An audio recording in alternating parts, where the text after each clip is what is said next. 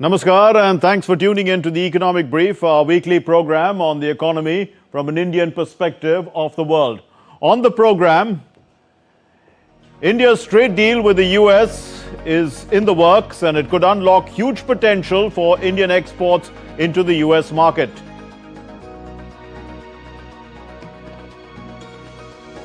A paradox in European tourism, it's booming there, but Europeans increasingly can't afford a vacation.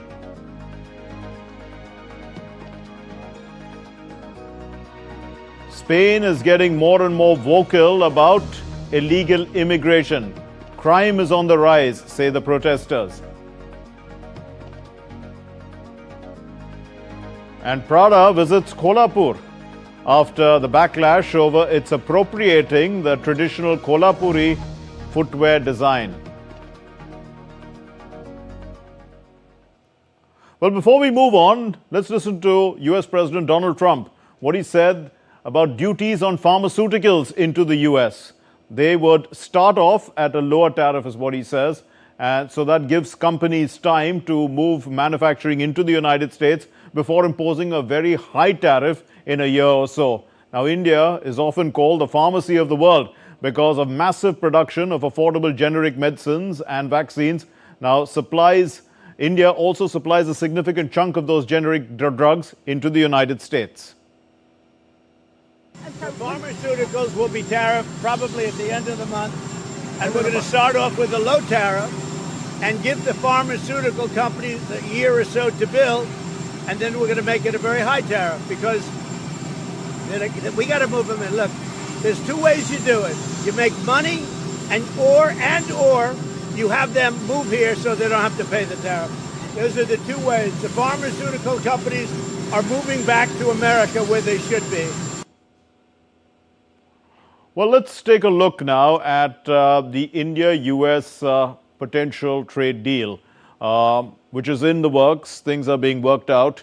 What reports suggest is that the tariffs are going to be rationalized. That means if we go a little further, we can see that the Indian exports are going to face an average tariff of about 11.5%, and 7% is going to be charged on US goods that enter India. So Indian imports will be charged at about 7%. But there are select agricultural products of the United States which are going to be allowed into our country, mostly apples and processed foods, but certain things like dairy products and GM products have been excluded to protect the rural livelihoods. Now, why GM?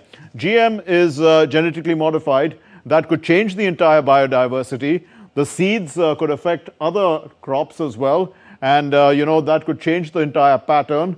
They could be largely heavily driven by chemicals in the future, which is going to change the entire structure of Indian agriculture if there is going to be excessive use of GM.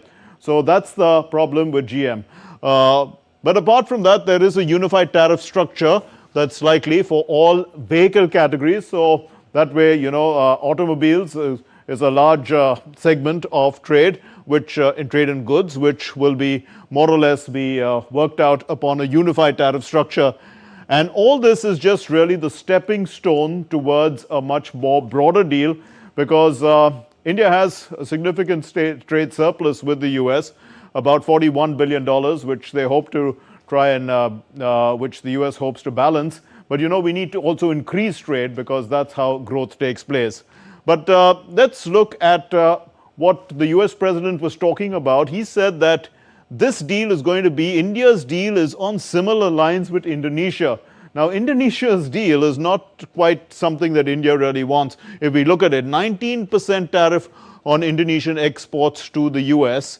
But, it was 32%, so it's come down to 19%. That way, you have to look at it from the Indonesian point of view. But they have given tariff-free access, according to reports, for US exports into Indonesia. So, it's almost like the US has a free run of the Indonesian market in that sense. Also, there have been no restrictions on, on agricultural products and on GM and things like that. If we could move to the next slide. So you see, also apart from that, Indonesia has to buy $15 billion worth of US energy exports. and they have to import $4.5 billion worth of agricultural products. No restrictions on GM and things like that. And they have to buy about 50 Boeing jets, many of them long-haul 777. So I don't think that India's deal is going to be quite like this. But let's move on then. The Indonesian trade deal with the United States. It was arrived at after what the Indonesians have described as an extraordinary struggle to reduce tariffs on Indonesian goods from 32%, as I was saying, to 19%. So Indonesia ran a goods trade surplus of about $17.9 billion with the US. That was 2024 figures according to the US trade data. Now here's Hassan Nasbi. He's the Indonesian president's spokesperson on this subject. This is certainly progress that cannot be called small, nor can it be called a small success. This is an extraordinary struggle by our negotiating team. This is an extraordinary negotiation by our president directly with President Trump. This is a meeting point between our government and the US. Indeed, we are privileged to have with us Dr. Apurva Javadekar. He's the chief economist at Muthoot FinCorp Limited. Thank you very much, Dr. Javadekar, for being with us. Firstly, let's look at, now India has a trade surplus of around $41 billion with the US.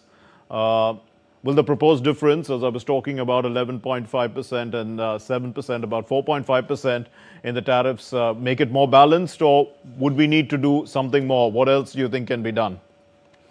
Mark, thanks a lot for having me on the show. It's always a pleasure.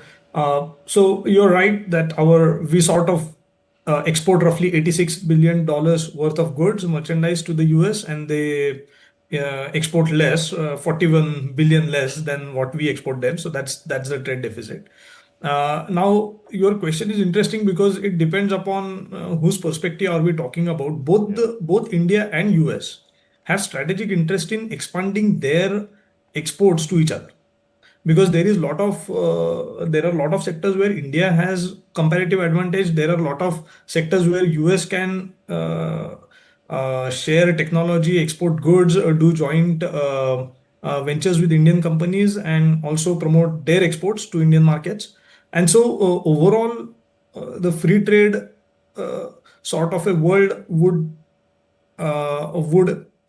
benefit if both countries deepen their ties in terms of trade and investments, both. However, at the current point in time, US is more worried about reducing their trade deficit with us. Yes. Now, clearly, what history tells us is that when US last time imposed tariffs on China in 2018, that was during the first term of President Trump. Yes. China was singled out. They were levied large import duties when their products were entering the US. The products which were targeted, the exports for those products failed dramatically, say by 30%. Okay. And so that is the historical precedent. So if now the policy is to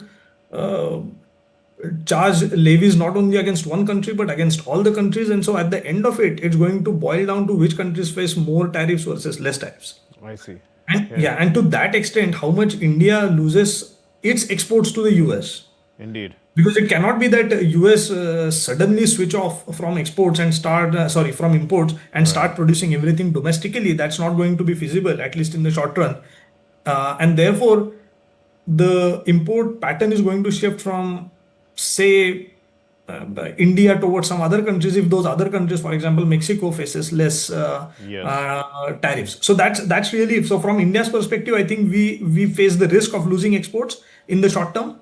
And so the proposed change, that we will face 11% duty going into US, our products, is much competitive, is much better than some of the other countries. For example, Indonesia being taxed at 19, and China, of course, being taxed at much higher numbers. And some of the numbers we are hearing for Canada and threats against Brazil and some other products are quite high, like 25%, 50% on some of the products like copper and so on and so forth. Absolutely, so, Dr. Javadekar, but you know, India is the world's largest milk producer, but we have a minuscule share of the global dairy trade. Shouldn't we be looking instead, I mean, for a bigger share rather than actually this protectionism that seems to be the order of the day here. Absolutely. So the problem for Indian milk sector particularly is fragmented production, where each milk producer has got on an average two cattle, which cannot, with this type of fragmented milk production, it is very difficult to consolidate and standardize the milk production, which are some of the requirements, the dairy product requirements that EU and US puts on imports coming from other countries. So most of the milk production that takes place in India is not right now, of the quality that will pass the shelf test for EU, for example. So we are not exporting anything to EU in terms of milk. In terms of dairy products like cheese and some of the milk powders, for example, we have the potential. However, given the abrupt export restrictions that are put on milk powder sometimes, just deters the exporters or the specialized companies from investing in export-oriented milk production capacities. So those are really the structural challenges that milk production faces in India. And right now we are largest producers, but we are also largest consumers. So the surplus is not that much. So we need to set up export-oriented milk production facilities where the farm to shelf entire process is very standardized and satisfies the test of right now. Otherwise, New Zealand, for example, wins the race hands down against India in terms of quality of milk production and the standardization and so on and so forth. So there is a long way to go in terms of first developing the supply chain for like, for example, cold storage. Government is doing a bit on that, and those are very welcome initiatives. But I think for milk production from export perspective, I think there is a long way to go. Yes. So let's move on to our next story, Dr. Javadekar. Do stay with us. Tourism is booming in Europe, so much so that, in fact, in places like Spain, locals, they have complained of over-tourism. But the economic stagnation otherwise in Europe is leaving many Europeans without the means to go on a week's vacation. They've been priced out. Here's the report.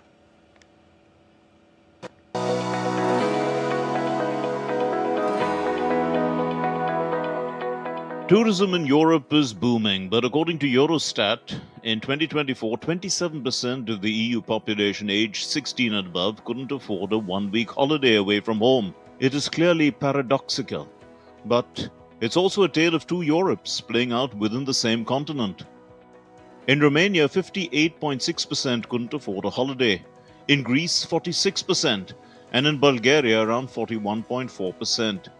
Weather has also hit the tourism sector in Romania. Well, what can I do? I'm shutting down the business. Right now, we are waiting to see what kind of aid might be available, but we are closing everything we have.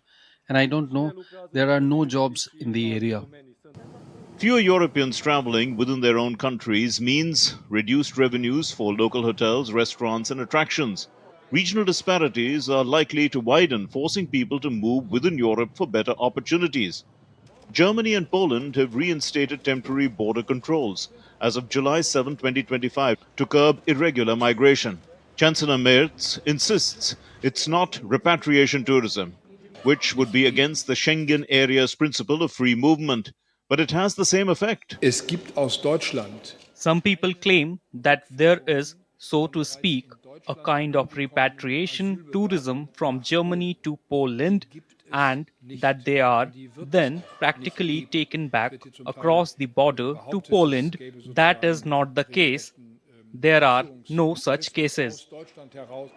Tourism businesses will continue to pivot towards wealthier travelers, leaving budget-friendly options underdeveloped. Europe saw over 474 million travelers in 2024. More than its entire population. Southern Europe continues to attract record numbers, while Central and Eastern Europe are also seeing growth. Oh, it's fantastic. 36 degrees seems like normal. The wife thought it was too hot today. She stayed in the hotel till lunch. Booming tourism is pricing out locals. Nothing exemplifies this paradox more than in Spain. Barcelona, Ibiza, and Mallorca have seen mass protests over tourism. Domestically, 800,000 fewer Spaniards vacationed on their own coasts, while foreign visitors increased by nearly 2 million. Across Europe, millions, particularly in lower-income regions, are being priced out of vacations due to inflation, stagnant wages, and rising living costs. The Economic Brief, DD India. Well, Dr. Javadekar continues to be with us. Is this problem likely to get worse, Dr. Javadekar, given the current trends? It's a very interesting story that you just highlighted, Mark, because there are multiple issues. International tourism to Europe and some particular destinations, including Dublin, for example, that's not slightly away from the region we are talking, but the international tourism has gone up. Prices for hotels have gone up. That has priced out, as you rightly said, the local tourists.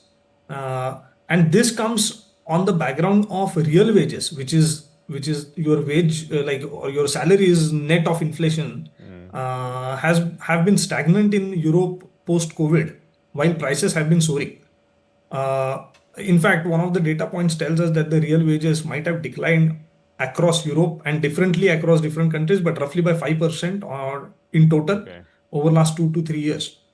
At the same time, hotel prices, air travel, everything is food prices are going up by quite a lot. Hotel prices have gone up by 30 to 50%. It's quite difficult for locals to sort of enjoy their own region as much as they could do earlier.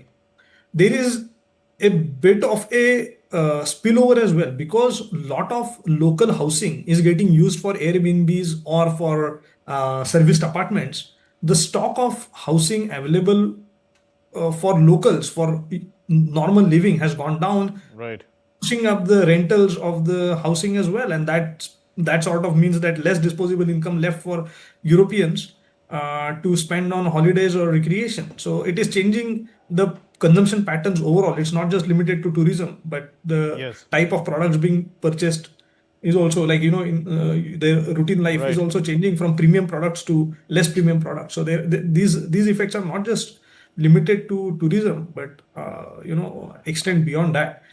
Interestingly, wealth inequality in Europe has been growing. So that top 10% or top 1%ers command now way more inequality. Like, it was like roughly 50% of the European wealth was with top 10% people. We've run short of time, Dr. Javadekar. So I think you've made an important point. Thanks very much for joining us and helping us understand this topic a lot better. Let's move on to our next story then.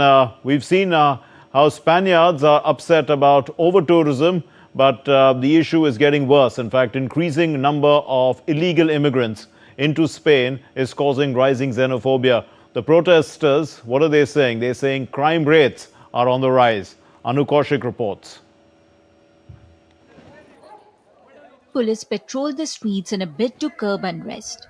This is the Spanish town of Torre Pacheco, which has been gripped by protests and clashes after migrants attacked a 68-year-old Spaniard. Police have arrested 3 men of Moroccan origin in relation to the assault, which has brought into focus the larger debate on migration of North Africans to Spain. Torre Pacheco, a small town with just 40,000 residents, have also been witnessing clashes between the Spaniards and North African migrants. A third of the town's population is immigrant. We're sick that our woman can't go out. Every time my woman goes out, the people from Morocco disrespect her. Those who come to work, it's okay. But those who come to commit crimes, we're going to hit them. I know the man who was attacked. He was having a walk and they beat him up. This time it was Domingo, but tomorrow it can be any other person who can be raped or beaten.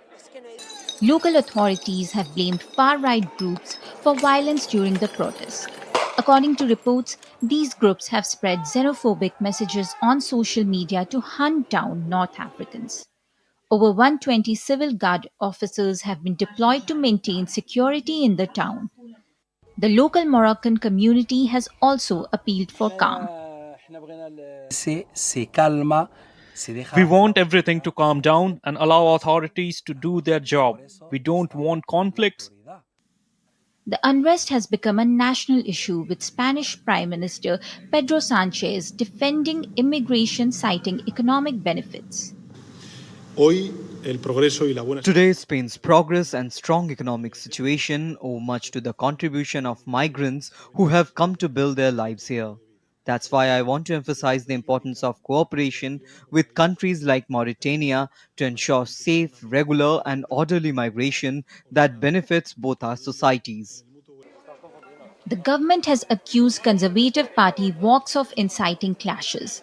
Denying any responsibility for the incidents, Vox leader said the government's migration policies were to blame. The Economic Brief, DD India. Well, from the dusty lanes of Kolhapur to the runways of Milan, the humble Kolhapuri chappal, it has travelled far, often without its identity.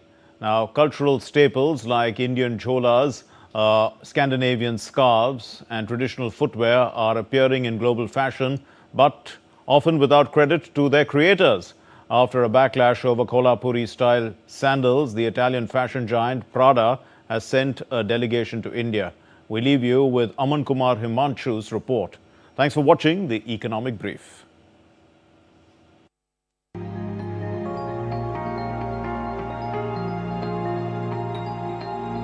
A high-level team from Italian fashion giant Prada visited Maharashtra's Kolhapur to learn about the traditional craft of Kolhapuri chappals.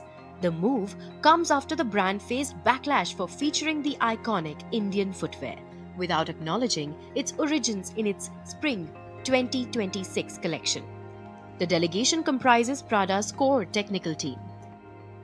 In June 2025, Prada unveiled its Spring-Summer 2026 collection at Milan Fashion Week, featuring Kolhapuri-inspired sandals priced at a staggering 1.25 lakh rupee. The absence of any acknowledgement of the footwear's Indian roots drew widespread criticism and triggered a social media storm. A social media campaign began under hashtags like #PayTheArtisans and #KolhapuriNotCopy. The Italian brand sold leather flat sandals at approximately Rs 1.2 lakh at the Milan runway show. While a pair of genuine Kolhapuri chappals typically costs between 1,000 and 4,000 rupees in India, artisans say that they are paid as little as 400 rupees for making a pair. After facing backlash, Prada admitted its sandals were inspired by India's traditional Kolhapuri chappals. The brand now plans to collaborate with local artisanal footwear makers. जो उसकी जो royalty है वो यहाँ के जो normal कारागिर हैं, जो महाराष्ट्रियन कारागिर हैं, जो कोल्हापुर के कारागिर हैं, जो इतनों हजारों सालों से वो जो कला यहाँ तक उन्होंने जो लेके आई है, तो उनकी रॉयल्टी उनको मिलना चाहिए. Kolhapuri chappals are handcrafted leather sandals that originated in Kolhapur, Maharashtra and date back to the 12th century. Indian government awarded it geographical indication or a GI tag in 2019. This GI tag prevents unauthorized use of the Kolhapuri name by producers outside the designated districts and safeguarding the authenticity and value of the original product. The Prada controversy isn't an isolated case. Indian designs have long found their way into Western markets, often rebranded, repackaged, and sold without credit or compensation to the original creators. Recently, an American lifestyle brand Nordstrom was also found selling Indian jholas, a traditional humble cloth sling bag, as boho tote bags in US and Europe at several times the price and with no reference to their cultural roots. The American luxury brand Nordstrom is selling the lowly jhola for $48, which is 4,100 rupees. Besides this, Western social media influencers rebranded Indian dupatta as Scandinavian scarves. Influencers were seen draping the lightweight cloth around the neck as new fashion statement. Fast fashion brands like Shein even began selling it as a thin scarf, but this new trend has a centuries-old garment worn in South Asian cultures with cultural significance. To be clear, cultures evolve, blend, and inspire one another. It's not about exclusion, it's about acknowledgement. Wear the dupatta, flaunt the jholas, or walk with Kolhapuris, but Western countries should remember the hands and history behind them. Economic Brief, DD India.